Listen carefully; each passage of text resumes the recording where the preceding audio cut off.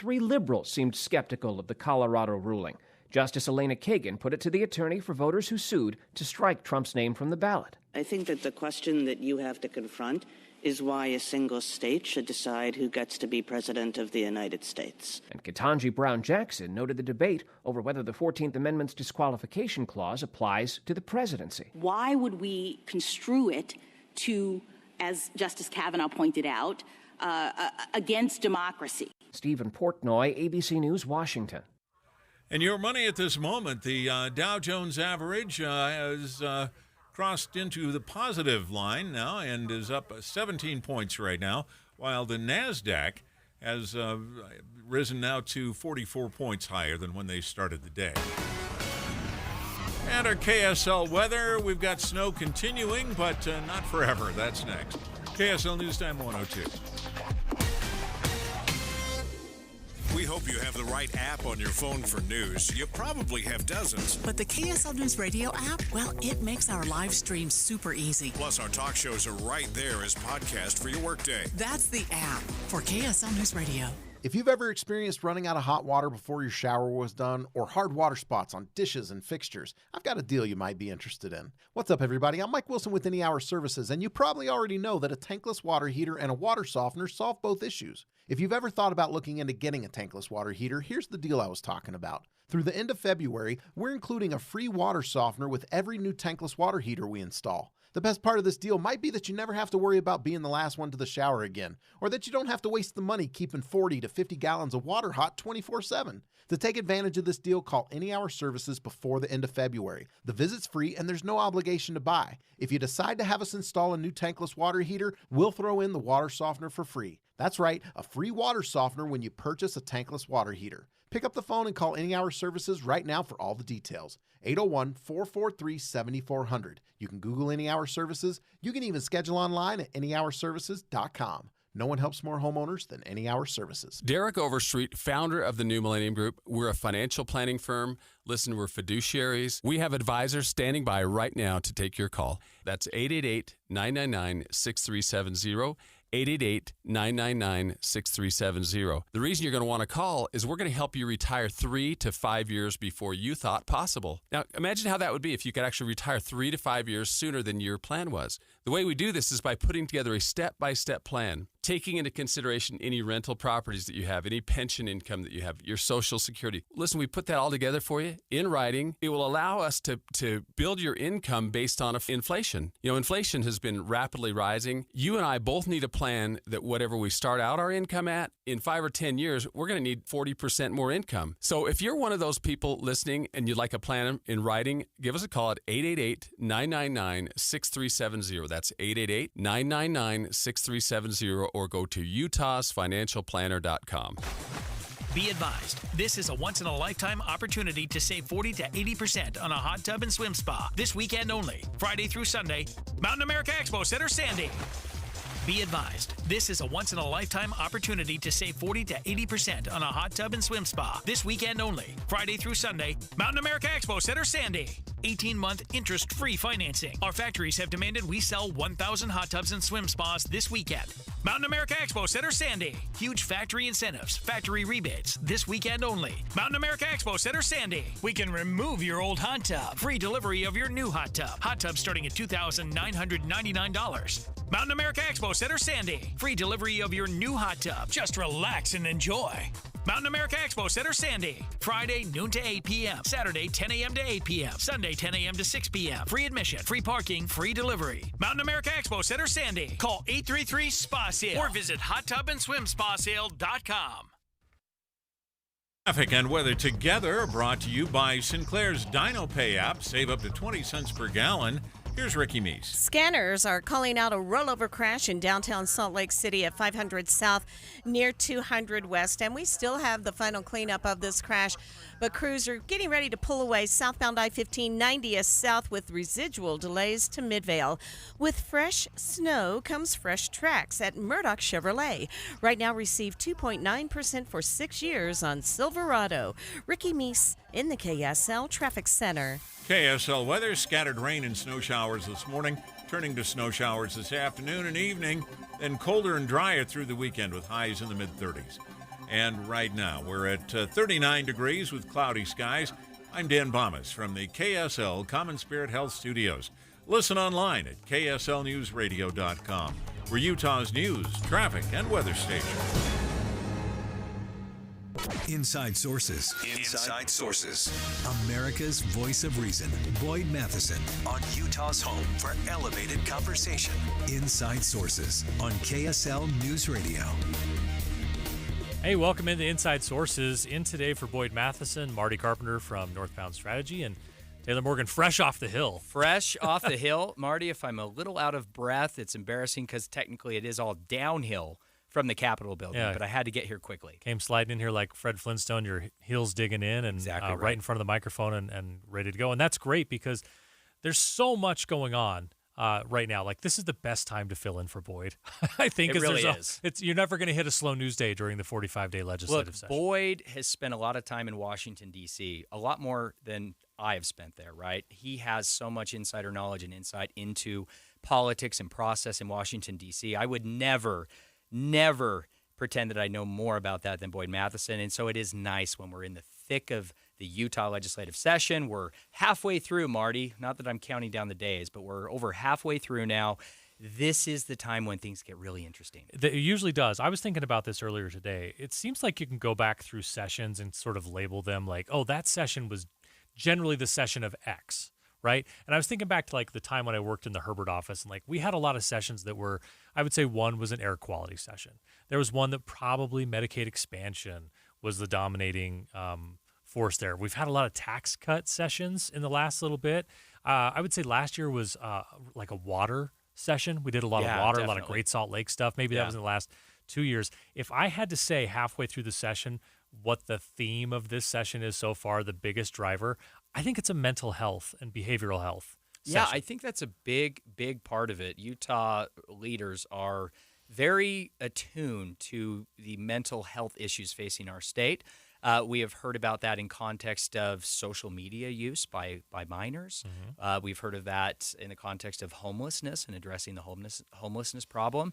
And we know that it obviously goes far beyond just those two lanes. But yes, it is a very important leading theme at the legislative session this year. One of the legislators who has been actively involved in this before it became sort of the theme of this session is Representative Steve Elison, who joins us right now. Representative Elison, thanks so much for being with us. I think that's fair to say. You've been the guy who's been working on mental health for a number of sessions. So I guess, if you would agree with that, let's just say for the moment you agree with that, that the question I would have is, to set the stage, how far have we come over the last couple of years as we've put more and more of a spotlight on the mental health situation of Utahns? Well, thanks for having me on the show and for focusing on this important topic. It was over a decade ago that I ran my first mental health bill, and the funding and the number of bills that we've passed since then just seems to keep growing exponentially. We know that Utah has, including the whole Western U.S., some of the highest suicide rates in the nation.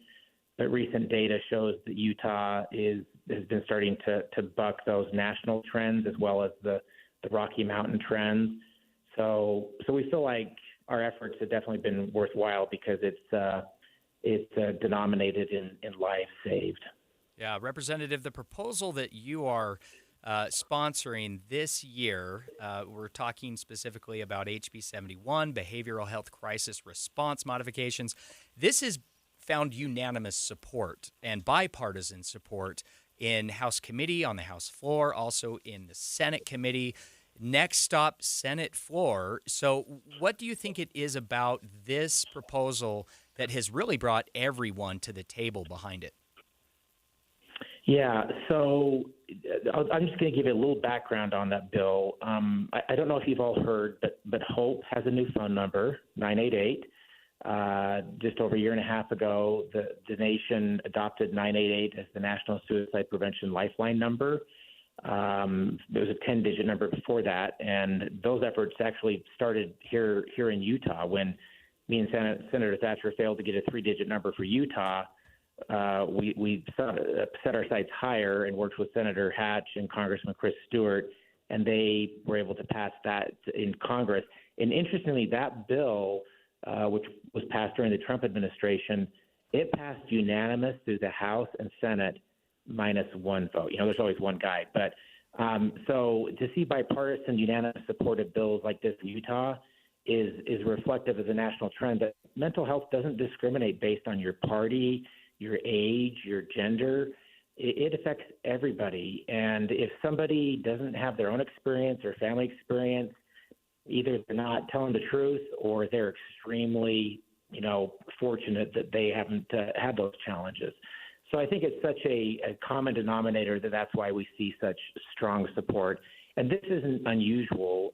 Some of the other bills, many of the bills that we've passed have passed unanimously and on a bipartisan basis. Yeah.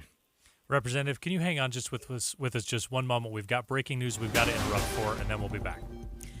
I'm Maria Chaleos in the KSL News Radio newsroom. We have breaking news on the special counsel's report into classified documents, the handling of those documents by President Biden before he was actually president. This has been a year-long investigation. Now, the report shows that while President Biden willfully retained and disclosed classified military and national information, he will not face charges. Again, a year-long investigation. They've concluded no criminal charges are warranted in this matter. We'll continue to learn more throughout the day. Yeah, thank you, Maria.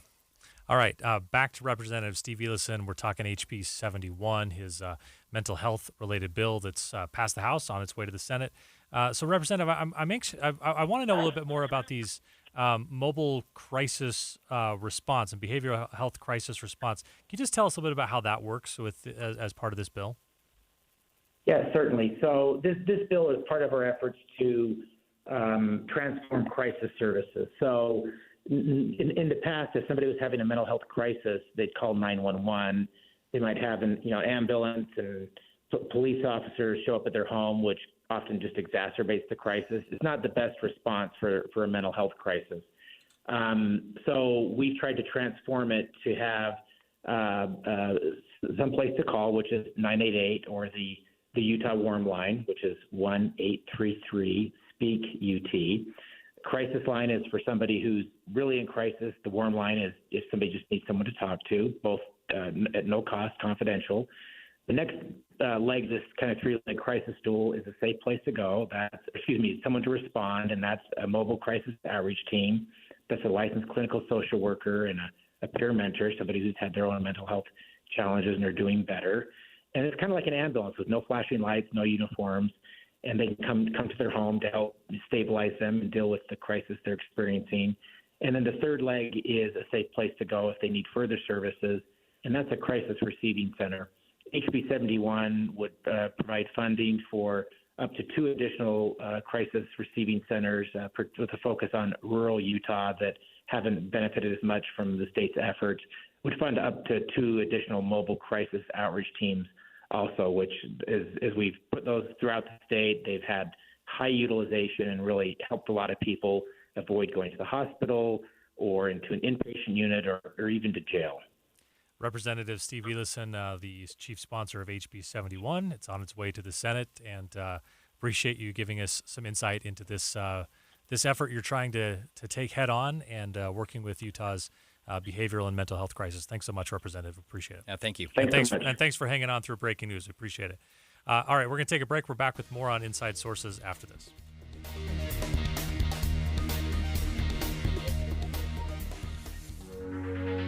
Our lives are full of choices these days. Some are less important.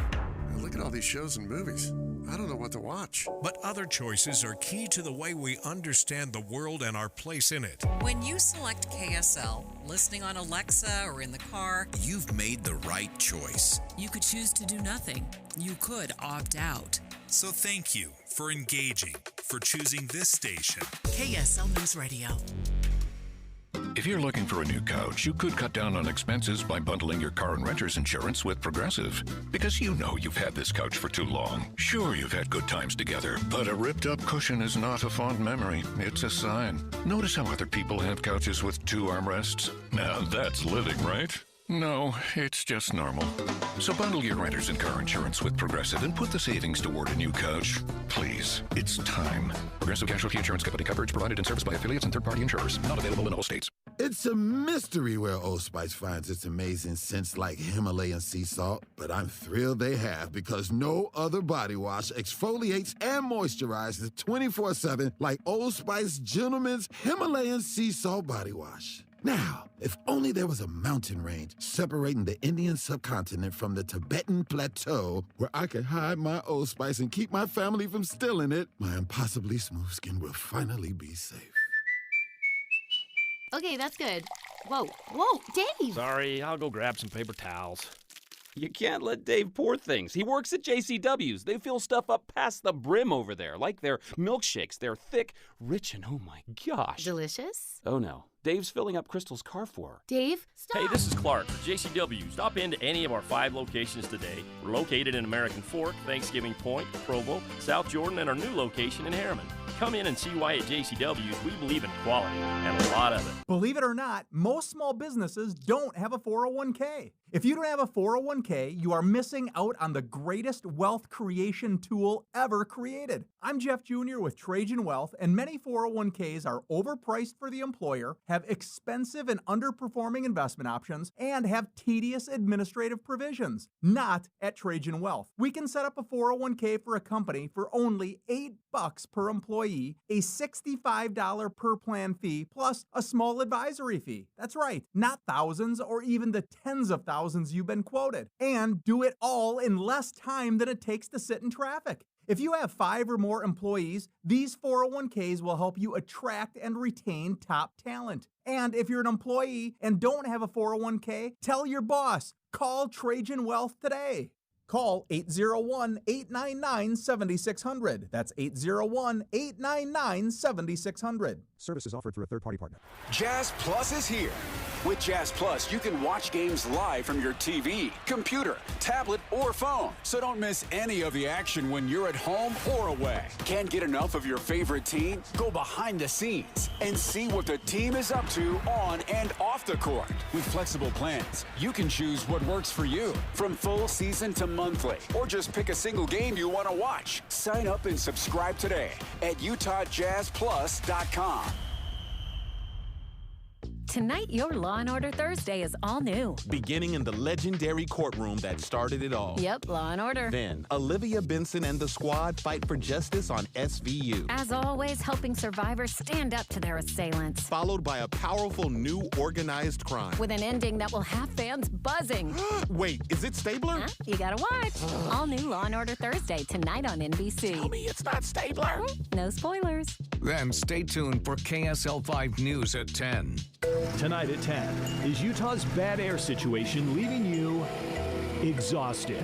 Cleaner air comes from cleaner exhaust. So why aren't electric buses on the fast track in public transit?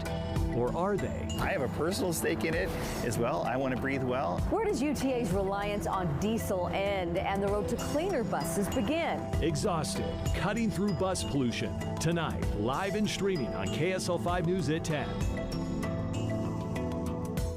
It's time for the Sportsman's Vacation and RV Show, February 16th through the 19th at the Mountain America Expo. Save $2 at UtahRVShow.com. With the 3 things you need to know this hour, I'm Dan Bomas. First, more groups calling on a member of Utah's State Board of Education to resign after a social media post that questioned the gender of a member of a high school girls basketball team. Second, the Monday after the Super Bowl is apparently a favorite day for Americans to miss work. And third, it's not just the conservative justices on the Supreme Court who were skeptical of arguments made by Colorado in its attempt to keep former President Trump off the ballot in that state.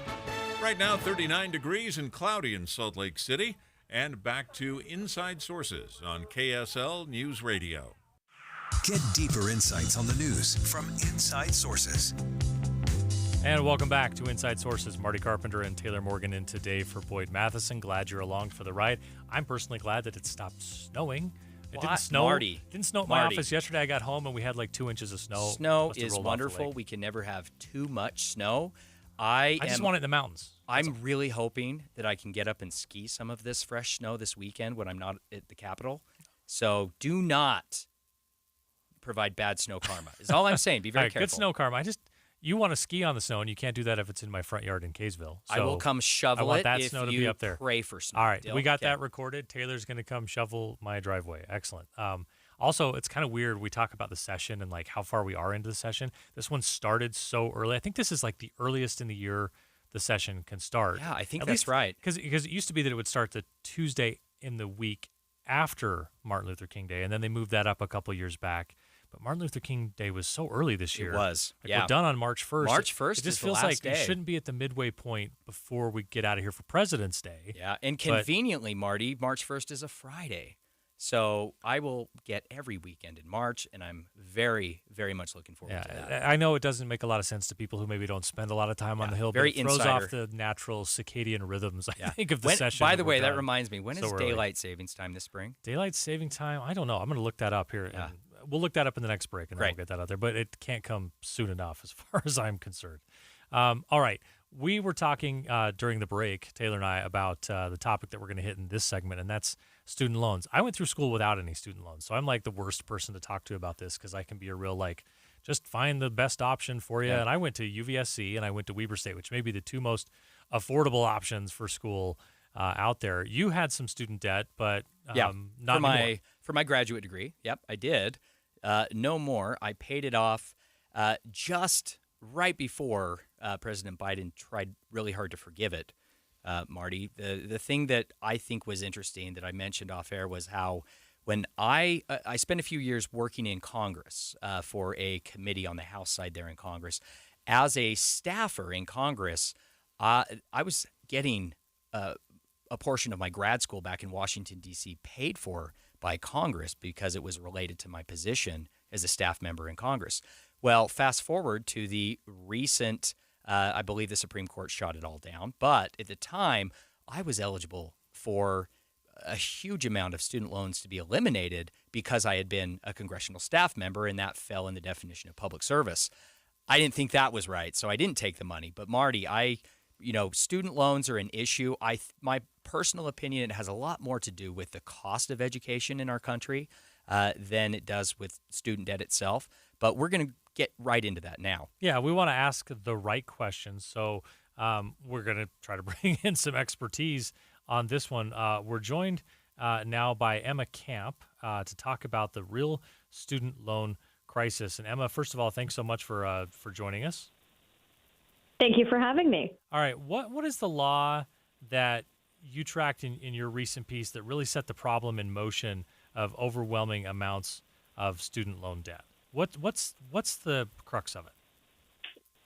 So basically the thesis of the piece I wrote is that, yes, we do have a student loan crisis in this country, but it's not the one that is constantly making headlines that you constantly see on the news. Basically what I argue is that for undergraduate degrees, we don't really have a student loan crisis. People are typically not taking out really absurd volumes of loans, and there's really good ROI on bachelor's degrees. But the problem is that for graduate degrees, this is where you're seeing people taking on truly absurd, six-figure amounts of debt for degrees that, unlike a bachelor's degree, when you compare it with people who just got a high school degree, it doesn't have that ROI. And so the law that really plays into this, there's this 2006 law that basically, so I guess to explain a little bit about how federal student loans work, the federal government has a cap on how much federal student loan money you can borrow for an undergraduate degree. And because of that cap, it prevents colleges from being able to really charge absurd prices because it's going to be much harder for students to pay for it if they can't get federal student loans and then they have to go to a private student loan company and all of that. But in 2006, they completely they removed the cap for graduate programs. So you can get federal student loans up to the cost of attendance. So basically infinite federal student loans for a graduate program. And, as a result, a lot of graduate programs really jacked up their prices, and it led to this proliferation of really low value graduate programs. An example that I use in the piece is online social work degrees that leave people with six-figure student loan balances. Should mention that Emma authored a piece called "The Real Student Loan Crisis Isn't from Undergraduate Degrees" on Reason.com. Yeah, this is exactly my experience. So I'm so grateful for this article, and you're bringing some attention to this, Emma. My experience was my graduate degree was so much more expensive than my undergraduate degree, and I'm glad I did it, but I only had student loan debt from my graduate degree, and in all honesty, my graduate degree was a little niche, and it really didn't provide much of a return on the investment for me, especially when I was paying off the loans only for my graduate degree, 5 years, 10 years after I had graduated. Emma, do you know of a specific field of degrees or types of degrees that tend to have the worst balance when it comes to the ROI with the degree versus the cost of the tuition? So when I talk to experts for this piece, what they often brought up is that the kinds of graduate degrees that are often the worst deal for what you pay are sort of specific sort of professional degrees, but not, say, something like a medical degree or a law degree, something like a social work degree or a master's of public policy, something like this, psychology master's degrees. Because on the one hand, you do have professional degrees like law degrees or medical degrees that even if you take on lots of student loans, they really expand your ability to earn. And so, people end up paying those off. It ends up being worth it. And then you also have something like PhD. So a lot of PhDs, like if you're going to get a PhD in English literature, most of the time that's paid for. So you're not going to, you're getting paid by the university to do it. The problem is the degrees that sort of fall in the middle, where you're not getting paid to do it, but you're not going to have your earning potential really expanded that much for doing the program. It's interesting because even here in Utah, we've had sort of a big shift. We were one of the first states to make a big shift in this when the governor came out and said there are a lot of state jobs that we right now say bachelor degree required that shouldn't require a bachelor's degree. Yeah. So we've kind of taken that out of the mix. Other states have followed in that. We're dealing a lot with even on the mental health care stuff that we've talked about a bit. There's a big push on changing licensure requirements there. We get a lot of that in our state. And I know a lot of schools or a lot of people and a lot of businesses in particular talk about micro-credentialing and using student loans or Pell Grants to help students get micro-credentials in an effort to say, what's the quickest route we can get you from where you are now to where you can make some money and get some ROI on whatever that education is and then build into it over time.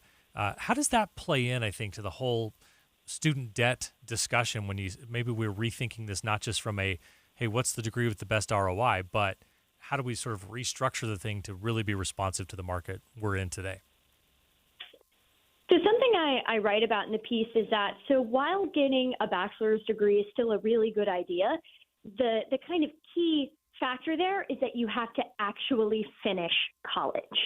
So we have so many students so for example, about 75% of kids who took the ACT, they didn't meet all of the college readiness benchmarks. Basically, they weren't academically ready for college. Yet, 43% of American high school seniors, when they graduated, immediately enrolled in a 4-year program. And so you often see really high dropout rates in college because some kids just aren't quite ready for it, but we're really pushing kids to go to college. So it's sort of a two-part thing where, if you're going to finish a bachelor's degree, it's a really good idea to do that.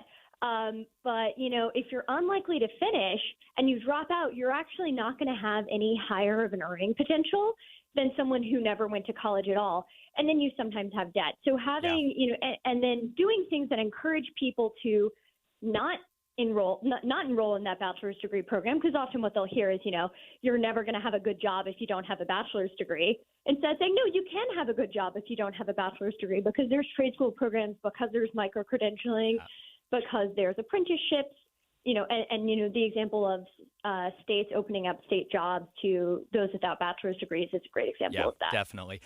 The article is The Real Student Loan Crisis Isn't from Undergraduate Degrees by Emma Camp. You can find it at reason.com. Emma, thank you so much for joining Inside Sources. Wonderful article. Listeners, you want to check it out. Right. Thank you. Coming up next, listeners, we are going to talk about a sweeping proposal on Utah's Capitol Hill that would overhaul everything about the state elections office after the break.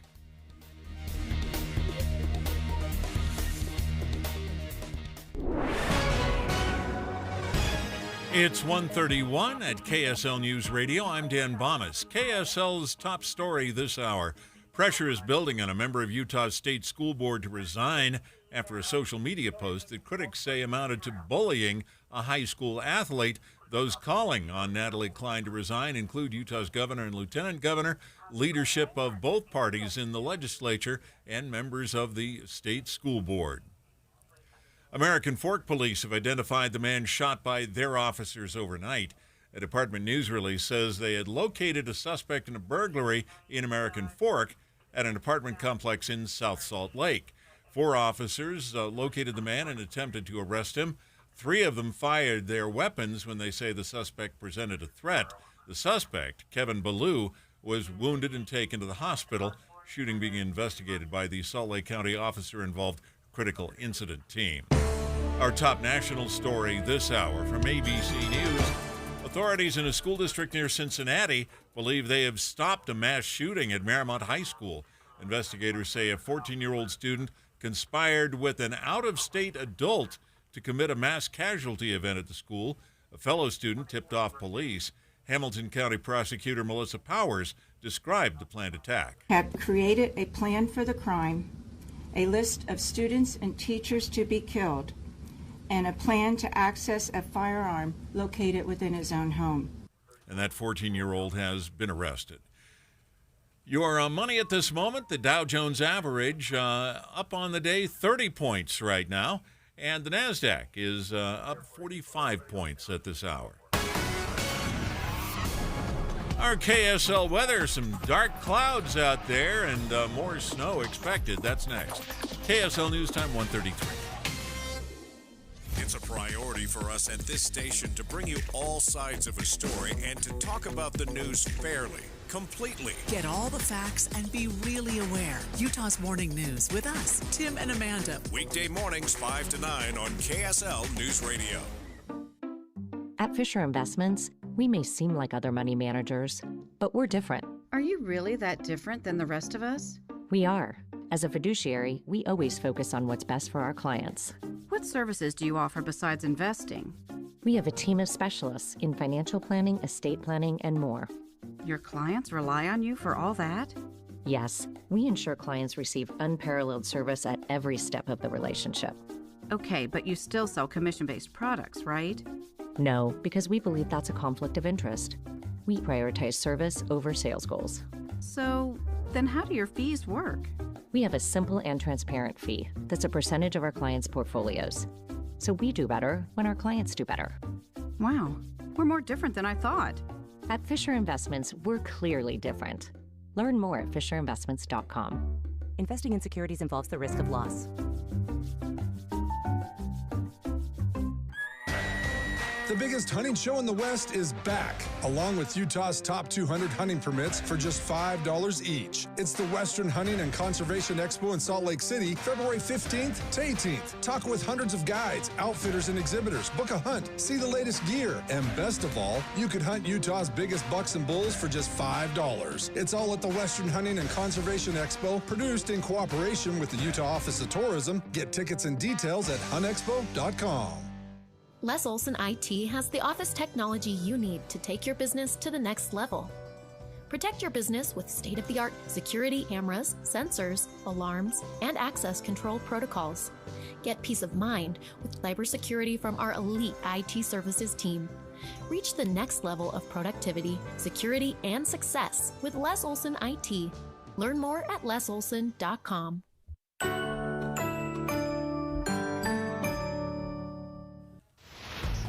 Traffic and weather together, brought to you by Sinclair's Dino Pay app.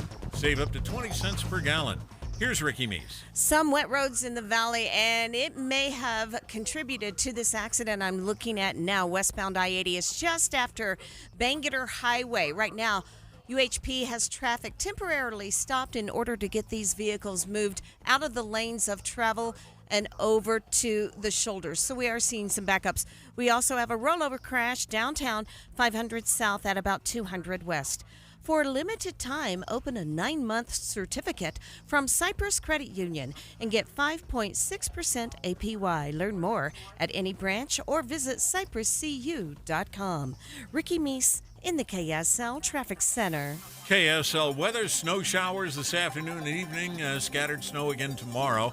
Then colder and drier going into the weekend with highs in the mid-30s. Right now, 39 degrees and cloudy. I'm Dan Bomas from the KSL Common Spirit Health Studios. Listen online at kslnewsradio.com. We're Utah's news, traffic, and weather station. Inside Sources. Inside Sources. America's voice of reason. Boyd Matheson on Utah's home for elevated conversation. Inside Sources on KSL News Radio. Welcome back to a special edition of Inside Sources here on KSL News Radio. This is Taylor Morgan alongside Marty Carpenter, filling in today for Boyd, who is off. Marty, we are talking a lot about proposals up on Utah's Capitol Hill, halfway through Utah's legislative session. The end cannot come soon enough. But I have to say, one of the subjects I follow closely are election-related bills. I've spent a good portion of my career here in Utah working on Utah's elections, starting with the Hinckley Institute of Politics, working with the Pew Center on the States, and Governor Gary Herbert, your old boss, his Governor's Commission on Strengthening Utah's Democracy. So that's kind of where I started my political career. And so to the day today, I'm still very involved in any election bill that comes up at the legislature. Well, Tuesday night, Marty, about 9 o'clock. You had one that caught your eye? I got a lot of frantic phone calls about this new bill that just went public on Tuesday night late.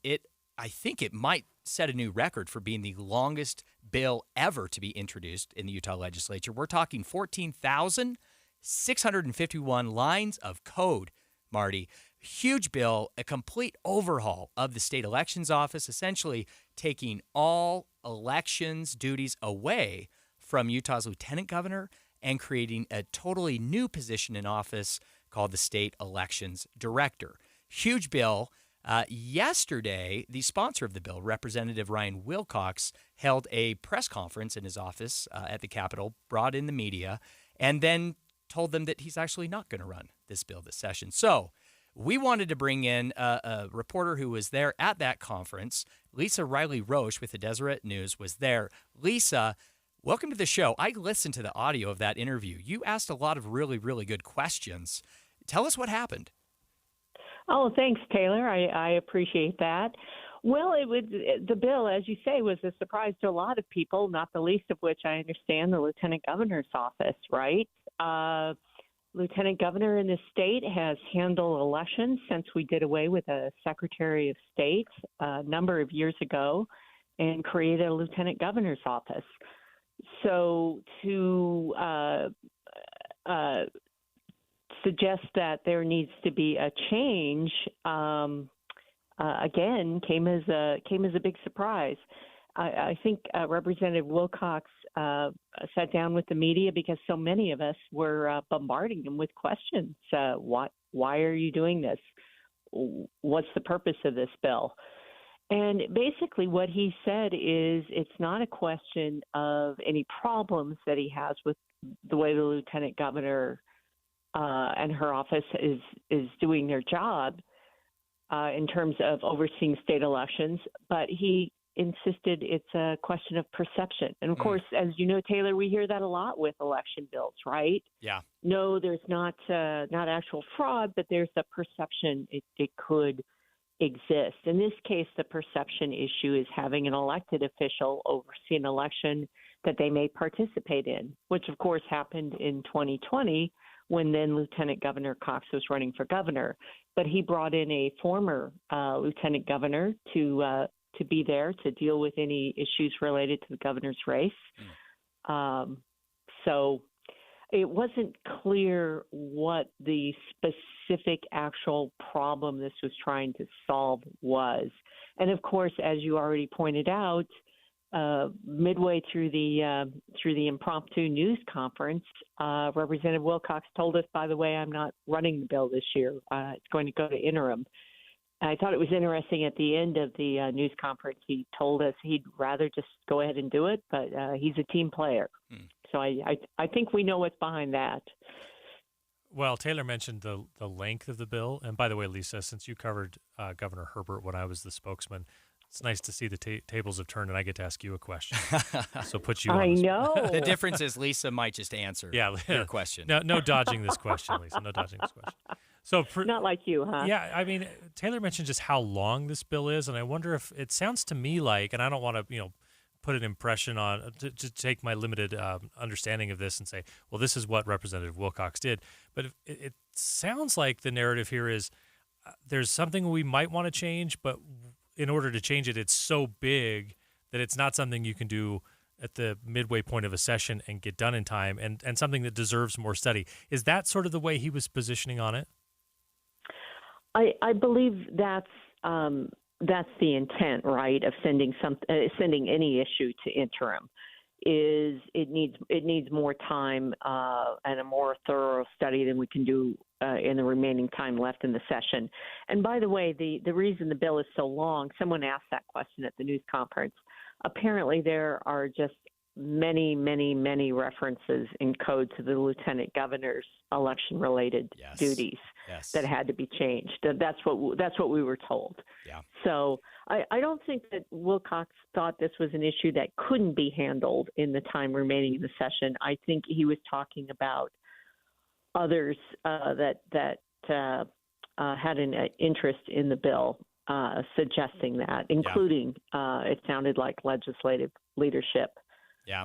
I mean, we are so detailed when it comes to the laws that govern our elections. And it's not just state laws, it is also federal laws. There is, it is literally one of the very longest sections of code because, of course, it is so important that we have clear laws and timelines and deadlines, clear processes in the law when it comes to our elections because, frankly, they're sacred, and nothing is more fundamental to our democratic republic form of government.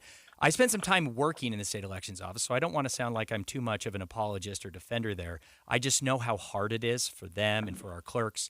And I'll make the point that our elections in Utah, they're not administered by the lieutenant governor. They're administered by our 29 county clerks, who are also elected officials. The lieutenant governor has a supervisory and a reporting role over what those clerks do. But the state elections official, in terms of the lieutenant governor, doesn't run our elections. She supervises those who do. So it's an interesting approach. Utah innovates incredibly well when it comes to our elections. My opinion is we have the gold standard when it comes to elections in the country. That doesn't mean we're perfect. That doesn't mean we can't do better. And maybe over the interim, Marty, Lisa, Representative Wilcox here will give us something to talk about. I'm expecting that to be the case for sure. Okay. Well, Lisa Riley-Roche with the Deseret News, intrepid reporter. Lisa, I'm so glad you're still involved in Utah politics. You were there. I should clarify, when I was with the Herbert office, Lisa, one of the best reporters and one of my favorite to do battle with, so it's good to have you on the show. Nothing makes me more nervous than a phone call from Lisa Riley-Roche. So thank you, Lisa. You always ask the best questions. Appreciate your insight on this one. Hey, thank you both very much. Great to talk to you. Take care. All right, Lisa Riley-Roche from the Deseret News. We're back with more on Inside Sources after this. At Grainger, we're for the ones who specialize in saving the day and for the ones who've mastered the art of keeping business moving. We offer industrial-grade supplies for every industry with same-day pickup and next-day delivery on most orders, all backed by real people ready to help. So you can get the right answers and products right when you need them. Call quickgrainger.com or just stop by. Grainger, for the ones who get it done. Shop can't-miss deals on appliances this President's Day at Lowe's. Right now, get up to 35% off select major appliances. Plus, save an extra $75 on every $750 you spend on all major appliances, like LG, America's most reliable line of home appliances. Shop in-store or online for more deals you can't beat. Lowe's knows savings. Lowe's knows home improvement. Valid through 2/28. Savings vary based on purchase amount. Exclusions apply. See Lowe's.com for more details. Valentine's Day is here.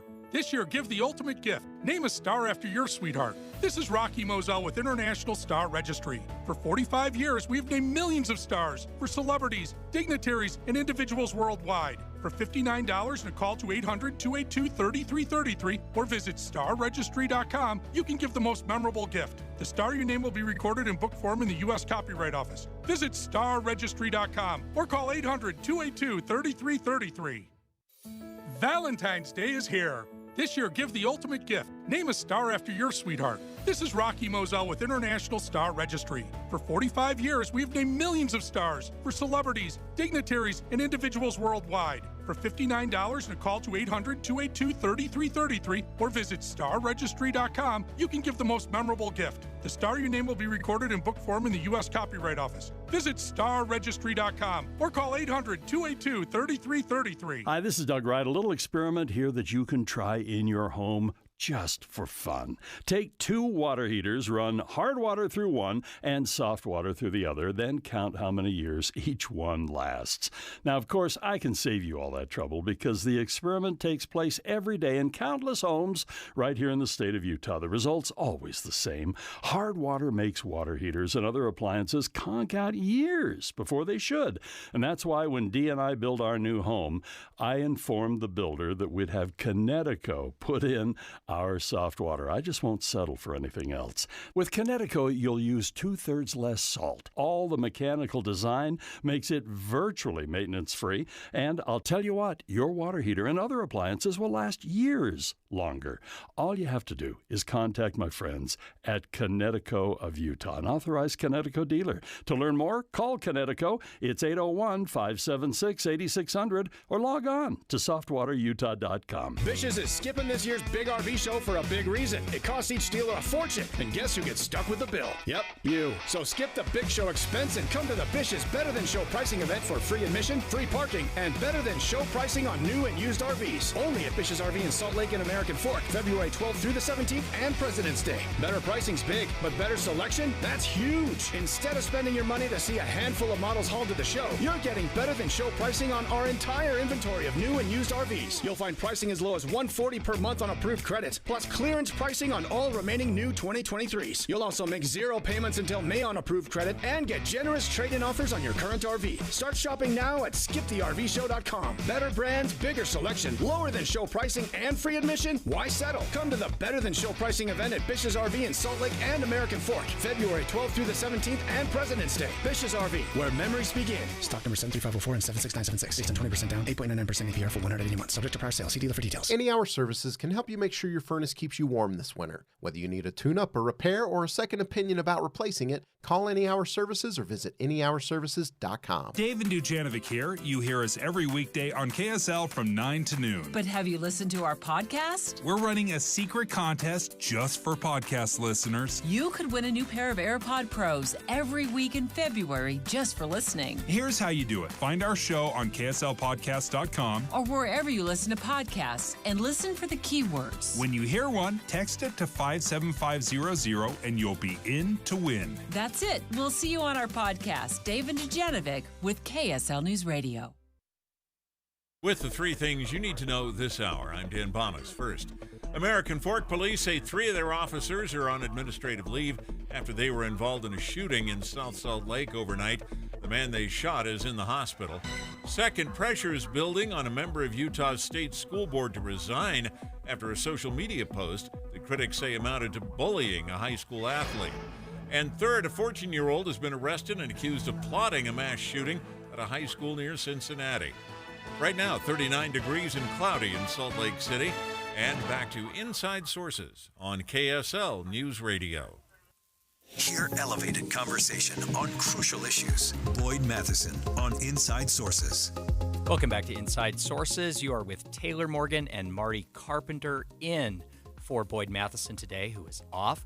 Marty, this is going to be a fascinating conversation in this segment about the balance between free speech and protecting accurate information about health, other topics. During the pandemic, government responses to claims of misinformation and disinformation over vaccines specifically really reignited the free speech debate in a tangible way. In aftermath, we have seen companies, social media platforms, governments really grappling to understand where this balance is, how do we handle free speech that might actually be misinformation or disinformation. So we've seen a variety of approaches to this. And now we want to talk specifically about how Amazon is dealing with this when it comes to anti-vaccine books and content that it's sold through Amazon. So we wanted to bring on someone who is very familiar with this topic. Jacob Sullum is a senior editor at Reason and a nationally syndicated columnist. Jacob, tell us, where is Amazon when it comes to anti-vax books? What is the debate about? Well, the debate arose because of emails that were obtained by congressmen that describe what happened after a White House official who was a senior COVID-19 advisor did a search on Amazon in March 2021, and he searched for vaccines, and he didn't like the books that popped up. This is how the whole thing started. he saw these books as being anti-vaccine, and a bunch of them probably were, and discouraging people from being vaccinated against COVID-19. So he complained, and this led to a series of conversations and meetings where Amazon ultimately decided to stop selling at least one book and to make the other books that the White House complained about less visible, so that people would be less likely to encounter them. Were those books published by Amazon, like self-published or published by Amazon, or were they just being sold by Amazon and they'd already sort of been given some kind of stamp of legitimacy by another publisher? They were sold by Amazon, not published by Amazon, and they had various publishers. Gotcha. Like any books you would buy from Amazon, they don't generally produce books themselves; they just sell them. So it's a bookseller, and so basically the White House is intervening in Amazon's choices about what books to sell and how to sell them. And this is reminiscent of a Supreme Court case back in 1963 that involved a Rhode Island commission that was supposed to review various cultural products, including books, to see if they might be dangerous to the youth of that state and might promote juvenile delinquency. So the commission made a practice of contacting book distributors and saying, look, here's some books that you distribute, and we think that they're bad for the youth of Rhode Island and that they promote juvenile delinquency. And you should know that we're authorized to recommend prosecution of obscenity by the Attorney General. And then, generally speaking, a police officer would stop by after these notices went out to say, hey, have you done anything about this, right? So they didn't. The commission itself had no enforcement authority. And a lot of this stuff wasn't actually obscene under the standard set by the Supreme Court. So this was constitutionally protected speech, and the distributors ended up dropping those books, the books that the commission complained about. So the issue was the commission. So the commission didn't really have the power to compel the distributors to stop carrying those books, but the distributors are clearly intimidated by these interventions. And the Supreme Court said, given that it was acting as a government agency and it was making these sort of veiled threats that there might be legal consequences, even if there was nothing to that. In other words, even if the book distributors were not violating the law, the aim of this was to get those books out of circulation to prevent people from reading them, and therefore this was unconstitutional. So this is analogous in my mind because the Biden administration is not saying if you keep selling these books, we're going to prosecute you. There is no law under which they could be prosecuted. It would be clearly unconstitutional to do that. But it wields a great deal of power over a company like Amazon, as reflected in this antitrust lawsuit that was filed last fall, which was, something that was a move that was being considered at the time. Biden was about to appoint a new FTC chair who was known to be a strong critic of Amazon, had recommended antitrust action against Amazon. So all this this was in the air at the time, at the same time that the White House is going to Amazon and saying, we don't like these books you're selling. So to me, this is a similar situation where there are no explicit threats. There were no, as far as we know, there were no, there was no explicit consequence to it, but there is an implicit threat anytime the White House confronts a company that is subject to its power. Yeah, definitely. And so, to me, this is clearly unconstitutional. It's similar to what happened with the social media companies, where White House officials relentlessly pressured them to either remove posts that they saw as being a threat to public health. And generally, we're talking about posts that were skeptical of vaccines, questioning their efficacy and safety, that sort of thing, but it extended to other issues as well. Yeah. They went and complained about these posts, and what do the companies do? They either actually removed them, in some cases banished users who had offended the government, or they made them less visible, which is what Amazon ultimately did with these books, so that people would be less likely to see them. Yeah. And the U.S. Court of Appeals for the Fifth Circuit said that was unconstitutional because you're crossing the line between persuasion and coercion. You're not just saying, here is a rebuttal of what people are saying about vaccines. Here's why they're wrong. Here's the evidence. They're actually implicitly threatening these companies, the social media companies, that if they don't do what the government wants, there will be bad consequences. Yeah. And that extends not just to antitrust actions, but also to things like reducing their protection from liability for third-party posts. That's something the Biden administration has talked about a lot, and that would be hugely problematic for the social media companies. It would magnify their exposure to liability, and it actually would probably lead them to either not moderate at all or to moderate much more strictly. Yeah. Which really is not what anybody wants. Yeah, So, definitely. but that's, Yeah, Jacob So- Solom, so, we apologize. We're running out of time. That is incredible analysis. Listeners, to get the full take on this, you really need to read Jacob Solom's article titled, Was Amazon Free to Ignore White House Demands? That it suppress anti-vaccine books. That is on reason.com. Excellent analysis, Jacob. Really, thank you so much for joining us here on Inside Sources. Sure, thank you. I'll tell you what, Marty, I agree with him.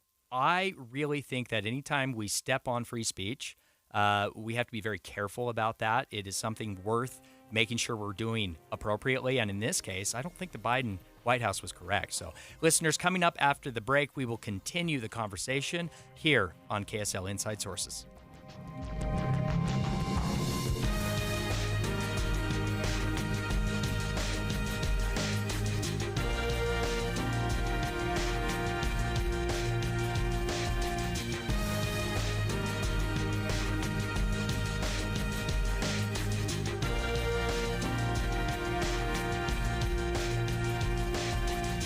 KSL FM Midvale. KSL Salt Lake City. From the KSL Common Spirit Health Studios, this is KSL News Radio.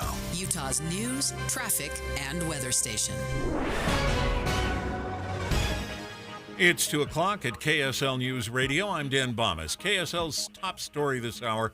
Pressure is building on a member of the Utah State Board of Education to resign after a social media post that questioned the gender of a member of the high school basketball team.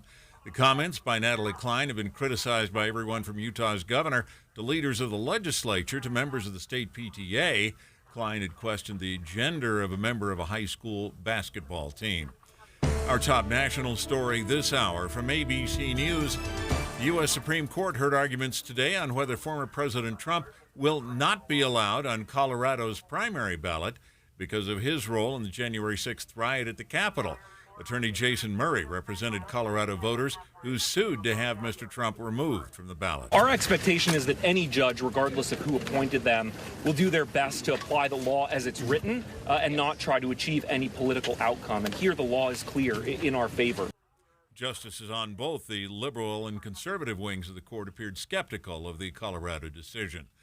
Your money at this moment, the Dow Jones average up on the day, 48 points. The Dow is up, and the NASDAQ up 37 points right now.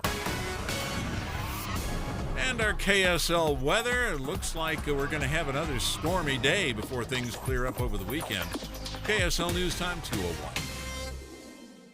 Here's a way to get breaking news updates anywhere you go. At the store or in a work meeting, you can get breaking news on your phone. You can quickly read it, swipe, or click for more. It's super discreet, super fast. That's the app for KSL News Radio. This Monday Tax Tip is brought to you by Susan Spears, CEO of the Utah Association of CPAs. The Employee Retention Credit was a refundable tax credit that small businesses could claim during the pandemic. It provided some relief for struggling businesses that kept their employees on their payrolls, even when the government restrictions required them to shut down.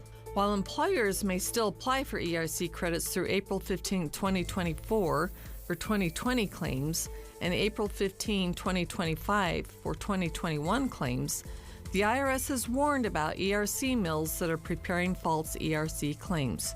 To find out if you're eligible, contact your CPA. Know that you will need to amend tax returns for any credits received. Get the most out of your income tax preparation when you hire a CPA. Go to uacpa.org to find a CPA that's right for you. That's uacpa.org. Listen to KSL on Monday for more tax tips from the Utah Association of CPAs. Maybe Washington didn't ski. Maybe Lincoln didn't shred. Okay, could be, but I know they'd have no objections to you taking a run in their honor. So get ready. President's Weekend at Bear Lake is simply the best of Utah and the best place to celebrate our president's big days. You'll uncover 3 of the most beautiful cross-country and snowshoeing trails in Utah. Or jump into a snowmobile and catch some awesome trails and over 350 miles of backcountry snowmobiling. No matter how you like your winter sports, Bear Lake is ready, and President's Weekend is the perfect time to celebrate. So pack up the family and play your way. And when you choose President's Day to play in the snow, you'll find family-friendly getaway and lodging deals, too. Start at bearlake.org and learn more about President's Day at Bear Lake. bearlake.org. Lodging, activities, family events, even ice fishing. It's winter at its best, all at Bear Lake. Visit bearlake.org for details. bearlake.org. Traffic and weather together, brought to you by Sinclair's Dino Pay app. Save up to 20 cents per gallon. Here's Ricky Meese. We've had several accidents as this storm rolled through, especially along I-80. And they occurred on the westbound side of I-80, anywhere between the West Belt and just after Bangerter Highway. Crews have worked pretty hard to get them all moved out of traffic to Wright Brothers Drive. We still have one vehicle over to the right shoulder, I-80, near Bangerter Highway, but the delays are easing. Also, the final cleanup of an earlier accident downtown 500 South near 200 West. With fresh snow comes fresh tracks at Murdoch Hyundai. Right now, receive 0% for 3 years on the Tucson or Santa Fe. Ricky Meese in the KSL Traffic Center. KSL weather, scattered rain and snow showers this morning. That'll turn to snow showers this afternoon and evening. And more snow expected tomorrow. Colder and drier this weekend with highs in the mid-30s. And right now, 37 degrees with light rain. I'm Dan Bomas from the KSL Common Spirit Health Studios. Listen online at kslnewsradio.com for Utah's news, traffic, and weather station. Inside Sources. Inside Sources. America's voice of reason. Boyd Matheson on Utah's home for elevated conversation. Inside Sources on KSL News Radio. Taylor Morgan and Marty Carpenter in today for Boyd Matheson. The session rolls on. I'm looking out the window, up the hill at the Capitol, and that's where all the action is from now until March 1st when the whole thing wraps up. It's amazing to think we're already halfway through. And we've been talking a lot today about mental health, that it's been like this big driving force during the session. The legislature considering a number of approaches to a number of different issues related to mental health, behavioral health, how that overlaps into homelessness, how it overlaps into social media. The governor's been leading out on that. And, you know, so much of our policy thinking certainly happens with the legislature, certainly happens with the governor's office, but a lot of it comes out of the Kem C. Gardner Policy Institute at the University of Utah. And I love the way they go about that. I don't know if you've heard this. I'm sure if you've been around there, you've heard them say this, Taylor.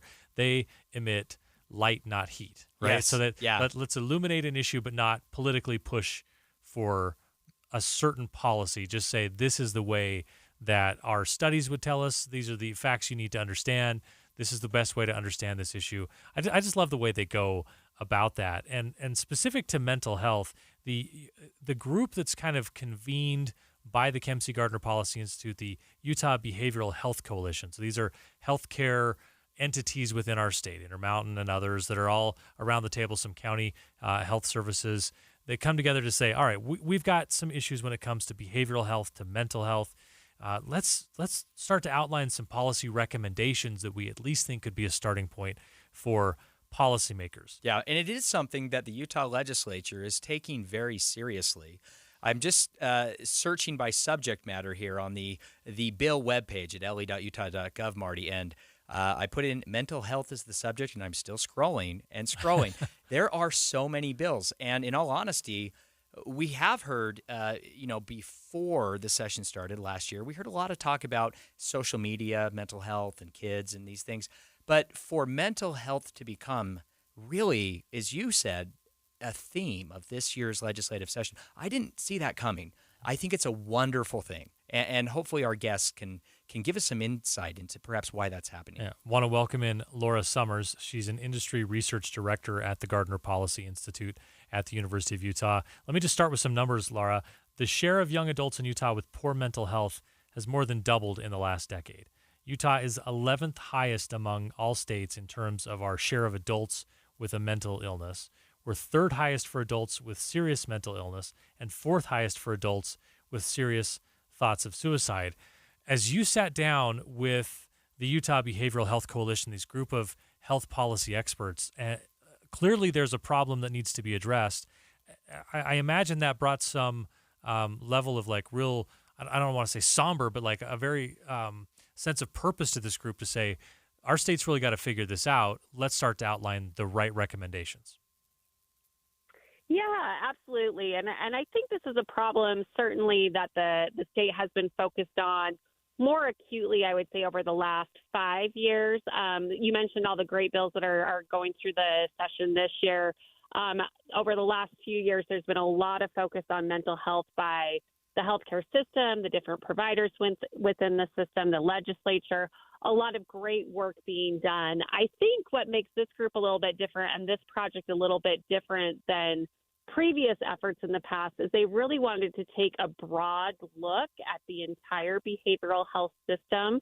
So looking across both mental health as well as substance use disorder, as well as all of the different sectors that are being impacted by and seeking to address behavioral health, both mental health and substance use disorder. So thinking about all the different groups and areas where this is now impacting, like schools, K through 12, higher education, certainly has an impact on our court system, our correction system, our homelessness system. So this report, this project, this assessment really tried to take that broad view and try to figure out where are the gaps, where are the challenges, where are the inefficiencies, so the state can move forward in a more coordinated effort going into the future and really capitalize on what's already working well, but building off of that to address some of these challenges. You ultimately came up with 7 recommendations, and I know you made a point to not rank them 1 through 7 in any particular order. So I'll put you on the spot a little bit and say, we're not going to have time to go through all 7, but let's maybe focus on 2 or 3. So lead off with one that you would want to bring particular attention to, knowing that that's not putting you on the spot to rank it as the most important necessarily, but one that you would like to focus on in the time we have. Sure. Sure. Yeah, I think, again, they're all so important. They're also necessary to really thinking about how to improve the system and ways to improve the system. I would say one of the ones that's also getting a lot of attention this legislative session, as well as previous legislative sessions, are efforts to expand, support, and diversify Utah's behavioral health workforce. So this is strategy number 7. But, we just have a continued shortage of behavioral health workers in our state. That shortage was really amplified by the COVID-19 pandemic, where both there was an increasing need for behavioral health services, as well as providers who were just, experiencing burnout and kind of dropping out of the system altogether. So as part of this strategy, as part of this strategic priority, it's really focusing on a couple of efforts. One is to continue to expand the entire behavioral health workforce. So thinking across all different licenses, all different provider types. The second one is diversifying Utah's behavioral health workforce. Our state's population is changing, it's growing. One of the big gaps that we saw is just the need for more culturally responsive and language accessible providers. So as our state becomes more diverse, making sure that we have a workforce that can meet the needs of those populations.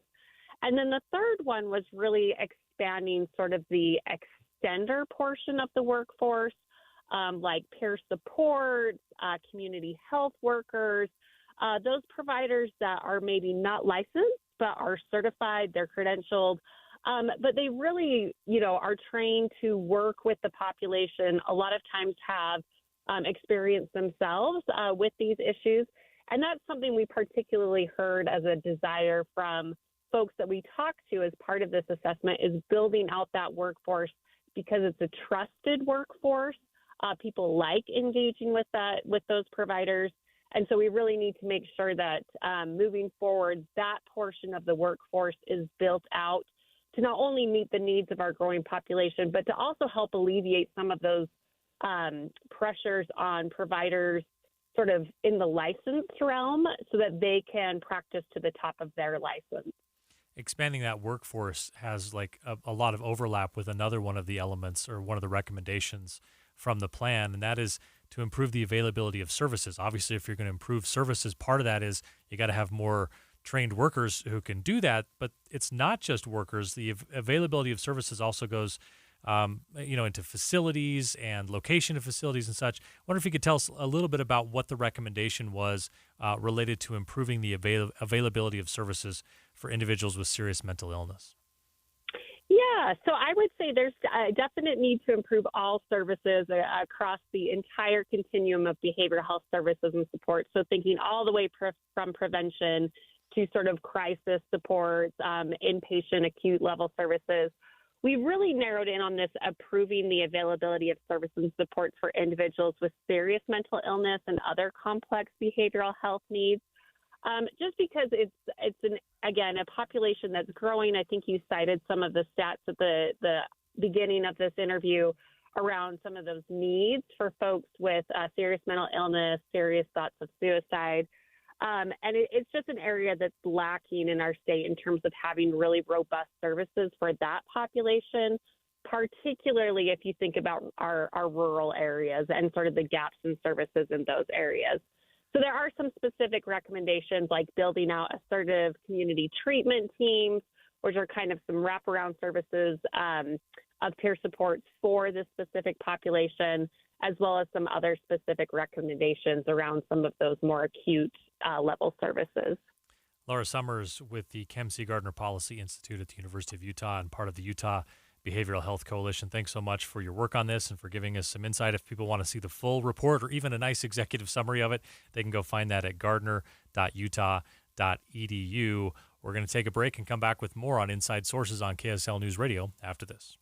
The last thing you want in the morning is more noise. The day's just getting started. Maybe you're feeling a little anxious or overwhelmed, and it's not even 8 yet. So catching up on important news stories, some sense of weather and traffic, it shouldn't be stressful. Get a wrap on the day ahead from smart, inviting voices who know you're trying to ease in. Do you love a rainy day? I do, actually. I do too. Tim and Amanda, mornings from 5 to 9. They have you covered on KSL News Radio.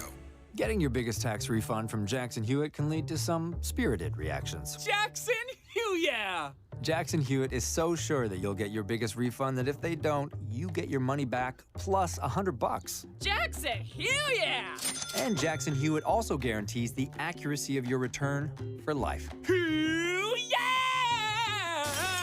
So don't just sit there. For your biggest refund guaranteed, walk into a Jackson Hewitt today and dance out Jackson Hewitt! And now another no-brainer money-saving tip from Progressive.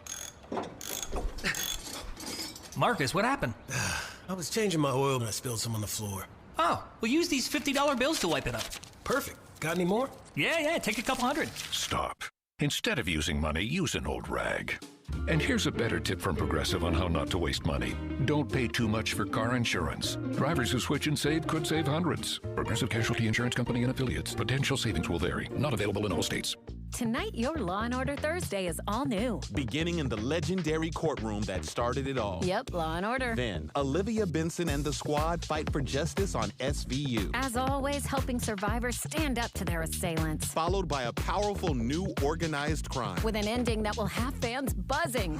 Wait, is it Stabler? Huh? You gotta watch. All new Law & Order Thursday, tonight on NBC. Tell me it's not Stabler. No spoilers. Then stay tuned for KSL 5 News at 10. Tonight at 10, is Utah's bad air situation leaving you exhausted? Cleaner air comes from cleaner exhaust. So why aren't electric buses on the fast track in public transit? Or are they? I have a personal stake in it as well. I want to breathe well. Where does UTA's reliance on diesel end and the road to cleaner buses begin? Exhausted, cutting through bus pollution. Tonight, live and streaming on KSL 5 News at 10. As the new year begins, you and your credit card might be ready for a quiet break. Experience the relief of a low rate with the Mountain America credit card. With a 3% cash bonus on balance transfers, it's more relaxing than ever. Open a Mountain America credit card today for your limited time bonus. Details at macu.com/transfer. Loans and approved credit. Membership required based on eligibility. Offer can change or be withdrawn at any time. Terms, conditions, and restrictions apply. This Friday, join KSL News Radio and NPS from 10 to 1 as the movie show stops by. Then, browse and uncover what makes NPS so great. With 4 locations, NPS takes a new inventory every day. Then, they check all competitors' retail pricing before marking items down 20 to 70% off. You're invited to visit the movie show this Friday from 10 to 1. And that's the first step to discovering NPS. Visit npsstore.com to begin your own NPS adventure. npsstore.com. At Grainger, we're for the ones who specialize in saving the day and for the ones who've mastered the art of keeping business moving. We offer industrial-grade supplies for every industry with same-day pickup and next-day delivery on most orders, all backed by real people ready to help. So you can get the right answers and products right when you need them. Call quickgrainger.com or just stop by. Grainger, for the ones who get it done. Getting your biggest tax refund from Jackson Hewitt can lead to some spirited reactions. Jackson Hewitt! Jackson Hewitt is so sure that you'll get your biggest refund that if they don't, you get your money back plus $100. Jackson Hewitt! And Jackson Hewitt also guarantees the accuracy of your return for life. So don't just sit there. For your biggest refund guaranteed, walk into a Jackson Hewitt today and dance out Jackson Hewitt! It's time for the Sportsman's Vacation and RV Show, February 16th through the 19th at the Mountain America Expo. Save $2 at UtahRVShow.com. With the 3 things you need to know this hour, I'm Dan Bomas. First, a member of Utah State School Board taking heat for a social media post that suggested a member of a women's basketball team was transgender when in fact she is not. Second, American Fork Police say 4 of its officers were involved in an incident that ended with a burglary suspect being shot. 3 are now on administrative leave. And third, both conservative and liberal members of the U.S. Supreme Court questioned the Colorado decision that removed former President Trump from that state's primary election ballot. Right now, we're at 37 degrees with light rain. Back to Inside Sources on KSL News Radio. Boyd Matheson divides rage from reason on Inside Sources. Welcome back to KSL News Radio, Inside Sources. This is Taylor Morgan of Morgan May Public Affairs with Marty Carpenter of Northbound Strategy filling in today for Boyd Matheson, who is off. Marty, we've had a wonderful show, a lot of great guests and insight and conversations. This perhaps is an excellent follow-up to the conversation we just had with Laura Summers from the Kem C. Gardner Policy Institute about the mental health crisis in Utah and the availability, accessibility, affordability of those services, and much more.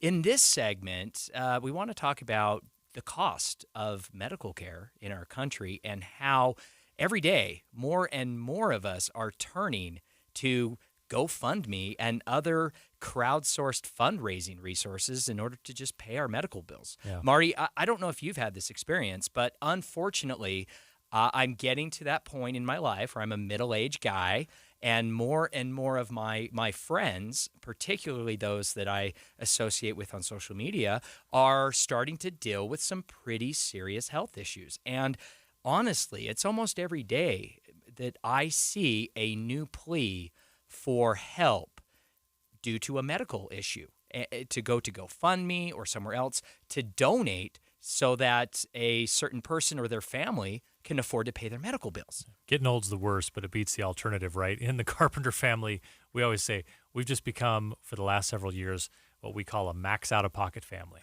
Yeah. Between the kids and, middle-aged dad, we're a max out-of-pocket family. So it hasn't gotten to the GoFundMe thing, but I can certainly see how people get into that position. Yeah, definitely. Well, we want to bring on an expert who has been tracking this issue. Elizabeth Rosenthal is a senior contributing editor at KFF Health News. This article that we're going to talk about now is in The Atlantic. Elizabeth is a former senior writer at the New York Times. She is the author of An American Sickness, How Healthcare Became Big Business and How You Can Take It Back. Also, Marty, I think this is really interesting. She practiced as an ER doctor before she went into journalism. So she knows what she's talking about. I think that's fair to say. Elizabeth, welcome to Inside Sources. Tell us about what is happening with the cost of healthcare. Well, thank you for having me. And it's just skyrocketing. I mean, more and more people can't afford their bills, even with insurance. And that's because of, co-pays and co-insurance, and a lot of people have now $9,000 deductible plans. And, they really don't know what to do. And so they turn to things like GoFundMe, which is, it's a real condemnation of our health system that it's so expensive and that our insurance is so lackluster in dealing with those prices. What I find interesting about the GoFundMe element of this is that it's kind of a version of insurance, right? It's essentially saying, I can't pay for this all on my own, but if everybody will chip in $5, then I can cover this one. And that's fundamentally how insurance is supposed to work. We're all paying something into it so that when someone needs it, theirs gets covered, and you're paying for it when you don't need it to cover the person who does need it. So it's sort of like I imagine I'm the first one who's made that kind of connection. That's interesting. No, Marty, good point. I don't want to take this too far, but maybe what you're saying is if I am paying on average a few $100 a month to GoFundMe in the form of donations to help people with medical issues, maybe if I paid that via taxes and we had broader healthcare availability. Are you going down that road, Marty? I don't know if you are or not. No, I'm not going down that road. I'm not. Don't paint me into the box on the single payer health. Fair. I see what you're trying to do, Taylor. Yep. I can dance out of that trap pretty easily. But I'm just saying that it is essentially what insurance is supposed to be, right? That we all chip in knowing that there are times that we're givers and then times that we're going to be takers from it. And so why the disconnect between how health insurance works and how people are turning to something like GoFundMe to make it work the way fundamentally it should work. Great question. Yeah. Well, the problem really is that the providers charge enormous amounts. The insurers say we're not going to pay that, or we think that's too much. And the poor patient is often left holding the bag of those differences. And when I talk to people who've used GoFundMe, and these are two women who use it for tens of thousands of dollars of medical care, I said, did the hospital ever say, well, we'll just charge you $10,000 less? And they're like, no. The providers dig in their heels and say, you owe what you owe. And, people just can't afford it because the prices are so darn high now. Yeah. And it's always the poor patient who's left, holding the bag. And it's sad. One expert said to me, patients are now like the football between the offensive and the defensive lines. And, this skirmish is going on. It's not a good above place to them. be, right? Yeah. And not a good place to be. So is it working? As people turn to GoFundMe, are they finding this as an actual viable solution? Well, that's the sad part. The better you tell your tragic story, which is embarrassing for most people, right? The more hopeful you can be that you'll get something. But there's data showing that the average campaign just gets 40% of its goal, and that seems to be coming down over time. And, people like Mary Lou Retton, who crowdfunded for pneumonia, she's a celebrity, and she raised over $400,000 to pay her hospital bill. But one woman I spoke to, Andrea Coy in Colorado, said, look, I'm not an influencer or anything like that. The GoFundMe, yeah, it gave us a few $100,000, but nowhere what we owed. It's kind of you're embarrassing yourself for something that doesn't really provide a solution for the average person. Yeah. Well, I want to maybe talk about that point. We're speaking with Elizabeth Rosenthal, who is a senior contributing editor at KFF Health News, has an excellent article in The Atlantic about the cost of healthcare being crowdsourced by more and more Americans. Elizabeth, this shame, right? This stigma or this shame about asking strangers for money seems to have really maybe changed with crowdsourcing healthcare expenses. Can you speak to that? Well, yeah. I mean, when people are faced with debt collectors and losing their home, doing a GoFundMe seems, okay, maybe it's a little uncomfortable, but you do what you have to do, right? I mean, this is, in one case, the woman I spoke to, it was for a sick infant.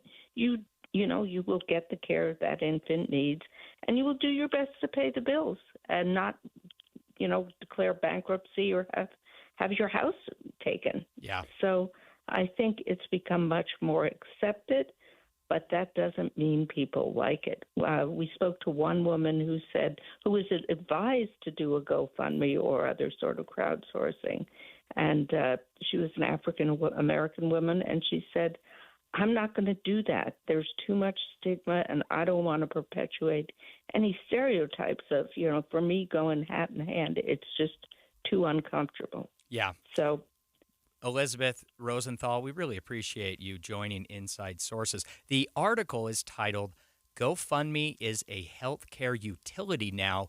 It is in The Atlantic. You can read it at theatlantic.com. Elizabeth, excellent article. Really appreciate your valuable insight on this story. Well, thank you for having me.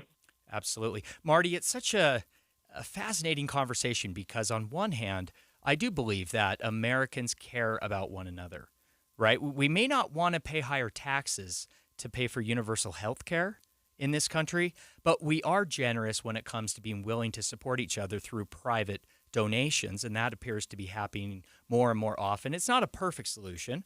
There are scams on GoFundMe as well, but I do think it says something interesting about Americans, that we do care enough about each other to put our dollars where it counts. Yeah, and I think a lot of people would say, I'm not ready to go to the single-payer system. I've heard of the problems that they have with access to care in the UK or in Canada with long wait times. That's not the road I want to go down.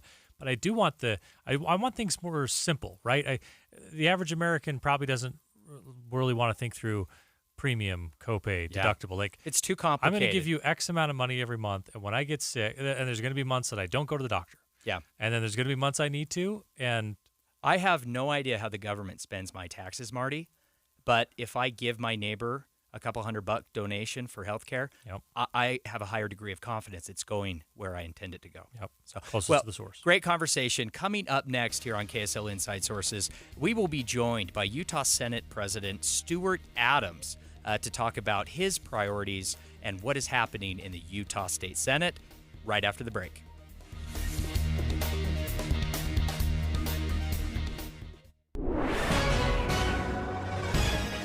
It's 2:30 at KSL News Radio. I'm Dan Bomas. KSL's top local story this hour. A member of Utah's State Board of Education is coming under fire from a range of leaders in the Capitol and the legislature over a social media post suggesting that a student athlete might be transgender. She is, in fact, female. Natalie Klein is now being accused of bullying the student.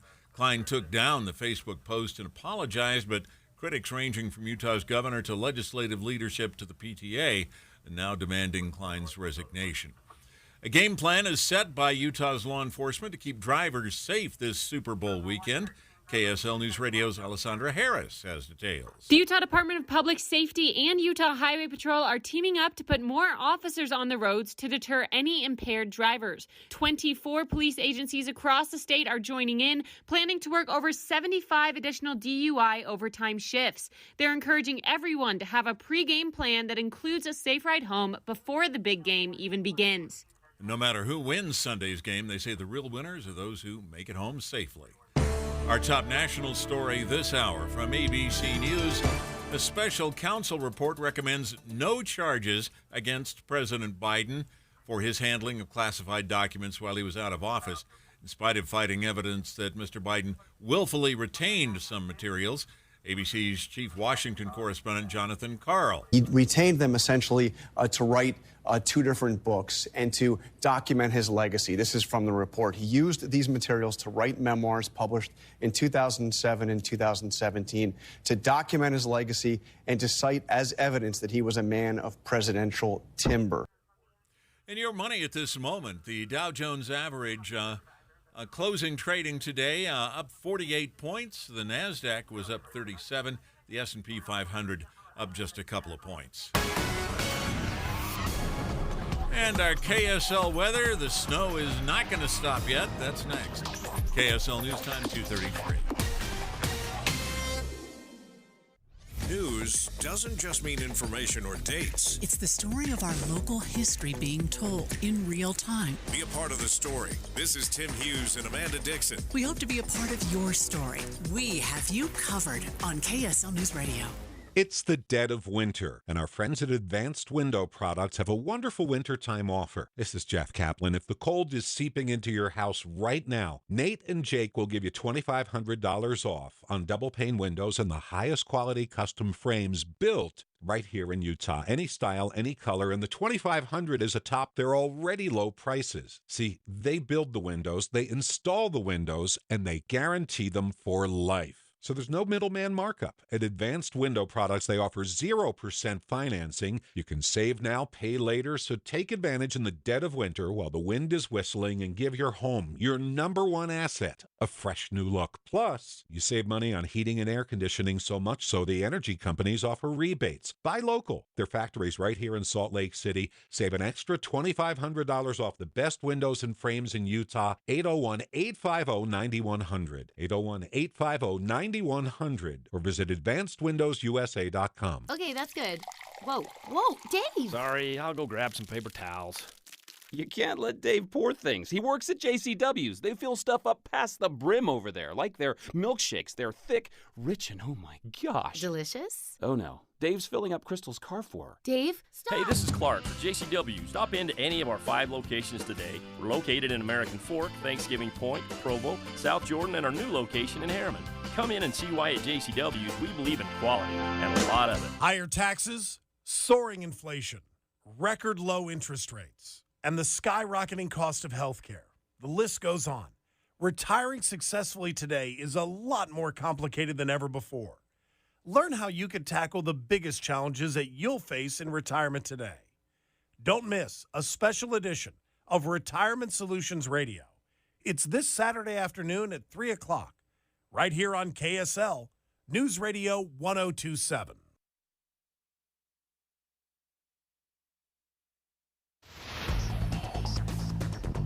Traffic and weather together, brought to you by Sinclair's DinoPay app. Save up to 20 cents per gallon. Here's Ricky Meese. We have a crash in Murray called out at State Street about 6100 South, and another crash on I-80. This time, it's on the eastbound side prior to Bangor Highway. It's the same area where nasty weather has come through and made a mess of the roadway. This weekend, Crossroads of the West Gun Show comes to the Mountain America Expo Center in Sandy. Get great deals on guns, plus you can buy, sell, or trade at the show. Ricky Meese in the KSL Traffic Center. KSL weather, snow showers this afternoon and evening, more of that tomorrow. Then colder and drier this weekend with highs in the mid-30s. Right now we're at 37 degrees with some light rain downtown. I'm Dan Bomas from the KSL Common Spirit Health Studios. Listen online at kslnewsradio.com. We're Utah's news, traffic, and weather station. Inside Sources. Inside Sources. America's voice of reason. Boyd Matheson on Utah's home for elevated conversation. Inside Sources on KSL News Radio. Welcome back to Inside Sources with Taylor Morgan. I'm Marty Carpenter, rolling through the afternoon with you. Busy day up on Utah's Capitol Hill. A lot of stuff going on. We mentioned earlier in the show, and we've talked a lot about mental health and how that's sort of the dominating theme of the session thus far, and will probably be what this session is most remembered for. But last session, and even the one before that, I would say the big theme was water. And that doesn't just stop just because now this is one that I would sort of say is more of a mental health focused session. There's a lot of water legislation moving up there, and we love it because we're taking it very seriously over the last several years. How we manage our water, how we make sure we get the water we're supposed to from the Colorado River. We're really focused on water, and maybe as a reward for our focus on that, we got a really big winter last year. We're getting a lot of snow. I think we're at basically 100% of our snowpack for this year. So a lot of things looking really good. For the record, Marty, not to throw you under the bus here, but if you remember in the first segment of the show, I had to plead with you to not discourage the snowfall. Okay? No, I'm fine with snowfall. Pray for snow. We just talk about location. Got it. The mountains, great. Oh, I see. You're going to Marty's driveway. You're getting picky about it. Not so much, right? Okay, well, listen, I will take all the rain and snow we can get, no matter where it falls. I believe our next guest just might agree with that idea. Most likely. Just today, as a matter of fact, the president of the Utah Senate announced he's running a bill. It's SB 211, if you want to go look it up. It's Generational Water Infrastructure Amendments. In short, the legislation aims to secure Utah's water future through strategic management and a couple of innovative solutions. President Stuart Adams of the Utah State Senate is with us now. I know it's just an easy, light day for you up there, President, so thanks for finding some time for us. Oh, there's a lot going on, and I agree. I'll take water in any form. We need more of it. But, Senate Bill 211 is it is generational. I'm a fifth-generation Utahn, and as I look at what's happened, I look at Echo, and I look at Wanship reservoirs. They were built by some of my great-great-grandfathers, great-great-great-grandfathers, and when they built them, they weren't looking at just their lifetime. They weren't even looking at their kids' lifetime. They were looking at beyond their grandchildren's lifetime, and they had 100-plus year vision. Without Echo and Wanship and Jordanelle and some of the other reservoirs that have been built in the state, we would not have survived the drought we're in. And I hope we haven't lost that 100-year vision. And what Senate Bill 211 tries to restore that. And it sets up an agency, sets up a commission to be able to have, and a director to be able to go work with our other states, with Idaho, with Wyoming, with Montana, maybe even Canada, to try to see if we can't consolidate our efforts in trying to solve our water supply issues. It sounds a little bit like the approach that we've taken as a state, and I think something that you were at the forefront of in creating the Colorado River Authority of Utah, essentially an authority that can go negotiate with other states. Negotiate may not be the right term, but interact with other states when it comes to making sure Utah defends every drop of the water we're supposed to get from the Colorado River. Is this approach that you've got in SB 211 similar to that? How are they the same? How are they different? Yes. Very similar. The difference is the Colorado River Authority we made was specific to Colorado River. We were at risk of losing all our water rights on the Colorado River.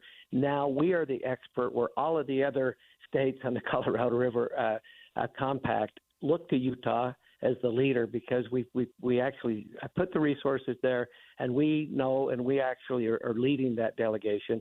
We need to do the same with our other water resource capacities and look way beyond the Colorado, but look to other options. We've got neighbors that I think need help, and we can help them, and I think collectively we can solve our water problems. Yeah, Marty, I think this is so critical, and I think it is so impressive that our legislature has prioritized something that typically a conservative Republican-led legislature wouldn't be focusing on, and it has been a top priority.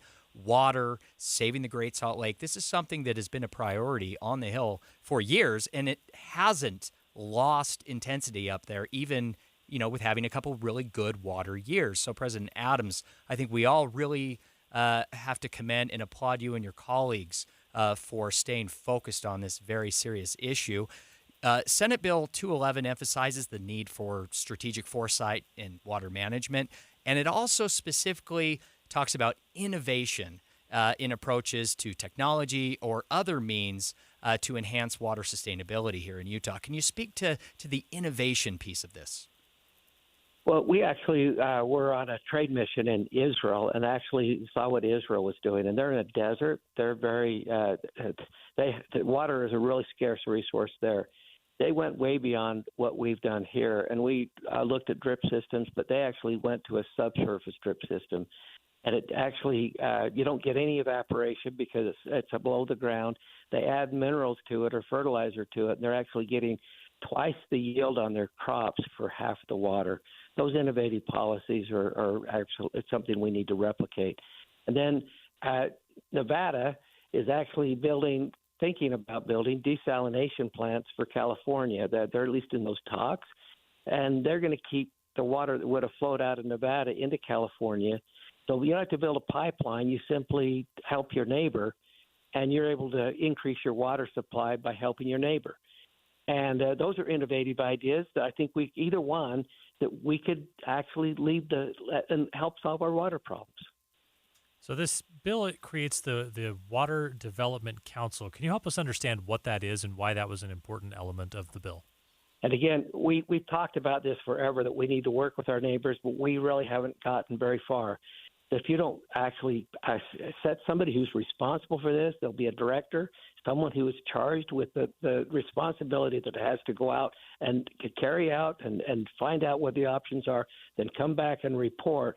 That responsibility is something we've lacked. So this bill actually creates a person that will do it, or a position that'll do it. And I think that is the difference, and I think we'll see absolutely quite a bit more significant results.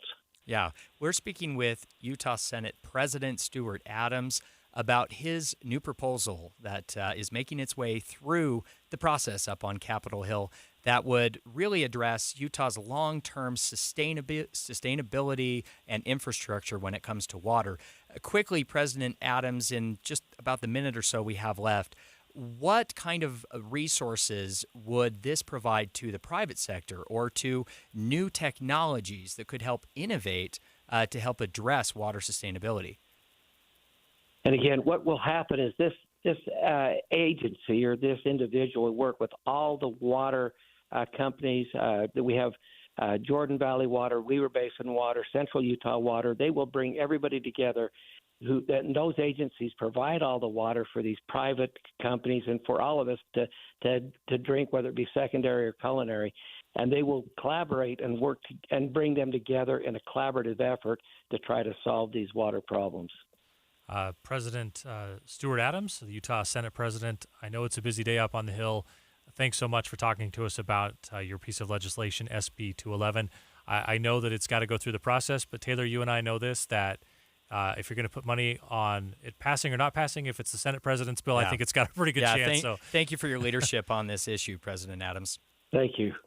President Adams from the Utah State Senate has been our guest. We'll be back with more on Inside Sources after this. We're going to talk about HJR 14, which just made it through the House. Marty, I will answer all of your questions. Taylor's got answers, and I've got questions. After we'll the come break. back with that.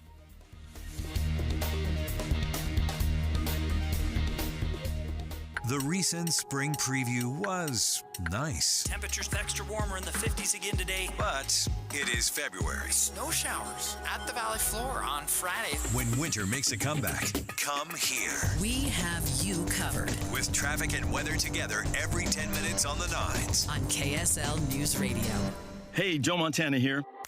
Back in my football days, I knew the importance of a strong defense. Now I'm sharing how you can help defend your health against pneumococcal pneumonia, a bacterial lung disease that can be life-threatening.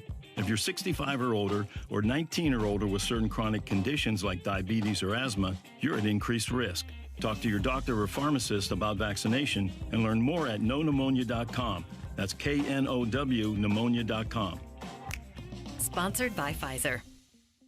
Why choose a Sleep Number smart bed? Because no two people sleep the same. Only the Sleep Number smart bed lets you each choose your individual firmness and comfort, your Sleep Number setting. The Climate 360 smart bed is so smart it actively cools or warms up to 13 degrees on either side for your ideal sleep temperature. And now, during our President's Day sale, save 50% on the Sleep Number limited edition smart bed, plus free home delivery when you add an adjustable base. Ends Monday.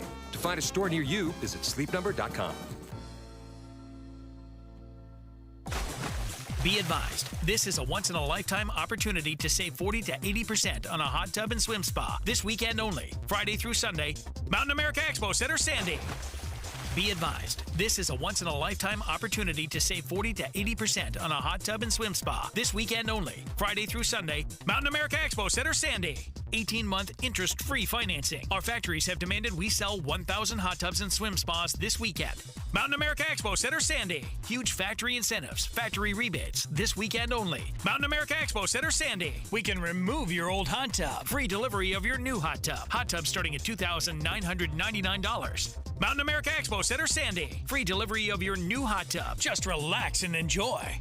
Mountain America Expo Center, Sandy. Friday, noon to 8 p.m. Saturday, 10 a.m. to 8 p.m. Sunday, 10 a.m. to 6 p.m. Free admission, free parking, free delivery. Mountain America Expo Center, Sandy. Call 833-SPA-SALE or visit hottubandSwimSpaSale.com.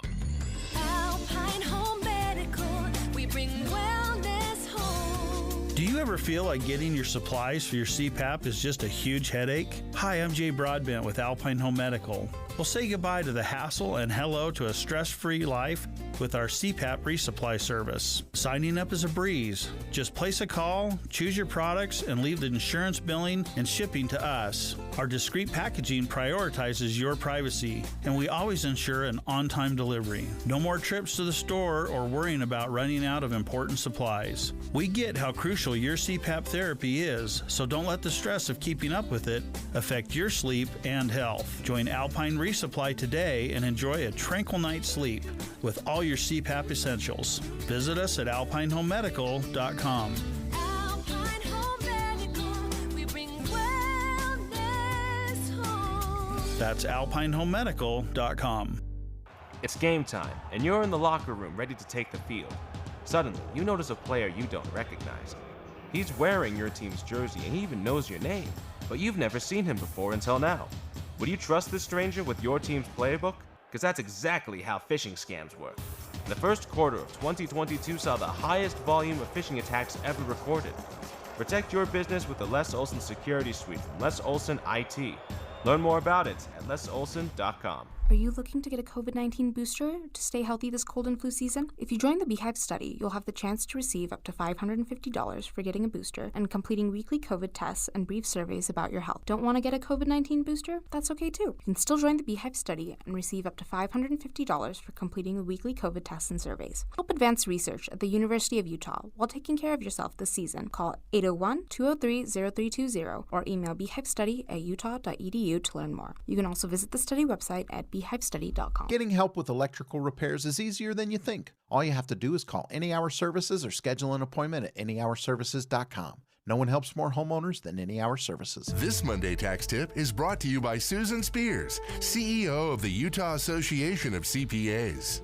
The Employee Retention Credit was a refundable tax credit that small businesses could claim during the pandemic. It provided some relief for struggling businesses that kept their employees on their payrolls, even when the government restrictions required them to shut down. While employers may still apply for ERC credits through April 15, 2024 for 2020 claims and April 15, 2025 for 2021 claims, the IRS has warned about ERC mills that are preparing false ERC claims. To find out if you're eligible, contact your CPA. Know that you will need to amend tax returns for any credits received. Get the most out of your income tax preparation when you hire a CPA. Go to uacpa.org to find a CPA that's right for you. That's uacpa.org. Listen to KSL on Monday for more tax tips from the Utah Association of CPAs. Dave and Debbie. I want our listeners to feel like they have an advocate, that they have somebody that's going to fight for them, challenge the status quo or the pithy soundbite. We have a unique job where we have access to interviews and people that not everyone has. We take that seriously. So if we do feel like we're getting a spin, then we can challenge it. I love it when people tell me, I was just thinking about that question that you asked. I'm glad you asked that question. That's like the height of compliment. I want our listeners to feel empowered to use the information that they've learned on the Dave and Dujanovic show to help their families, to help make good decisions, help investigate other avenues to maybe protect their family's safety or protect their family's money. I'm hopeful our show leaves our listeners with a sense of empowerment so they can make the best decision possible for themselves and for their families. Listen for Dave and Dujanovic 9 to noon on KSL News Radio. With the three things you need to know this hour, I'm Dan Bonas. First, a member of Utah State Board of Education is coming under fire from a range of leaders in the Capitol and the legislature over a social media post questioning a student athlete's gender. Second, a new report says short-term rentals are contributing to the shortage of affordable housing in Utah. And third, a special prosecutor has issued a report on President Biden's retention of classified documents, recommends no charges. Right now, 37 degrees with light rain in Salt Lake City. And back to Inside Sources on KSL News Radio. Boyd Matheson divides rage from reason on Inside Sources. You know, if you're a veteran of Capitol Hill, you might remember for a while there that we were making a very concerted effort to remind people that we're not a democracy, we're a representative, or we're a democratic republic. That's Democratic the term. See, I blew the term right. Constitutional Republic. Yeah, there Marty, you go. That's the term. Yeah. Essentially a long way of saying we elect people and trust them and empower them to make decisions on major policies for us. That's what's going on up on the Hill right now. It's a great system. It's got its flaws. It's got its benefits. It's got its drawbacks. But generally, it's the system that we have, and we've all agreed that's the best way to go about it. Yeah, and my personal opinion is I do agree with the Republican form of government, specifically here in Utah with our state legislature. I really like a lot of things about our state legislature. I like that they are citizen legislators, meaning they all have day jobs. Being a politician is not their full-time job. They're in the community. They're real people. They're doing other things. So they are still rooted in everyday society with Utahns. I like that a lot. There's also a lengthy, laborious process, Marty, as you know, for something to pass, a bill to pass the Utah legislature and become law. It has to go through a very long process of hearings, votes, public input, even in the interim and the off months. Also, there's the governor's veto. The governor can veto anything. He can let it go into law without a veto, or he can sign it. So the process, I think, works really well. That said, we are one of several states in the country